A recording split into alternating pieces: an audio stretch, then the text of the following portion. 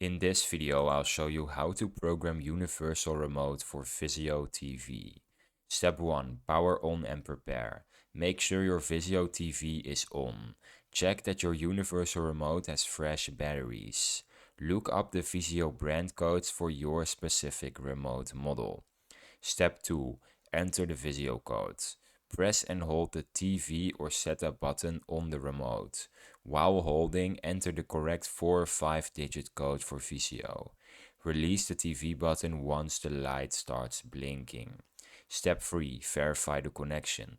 Test basic functions like volume and power to confirm the remote works.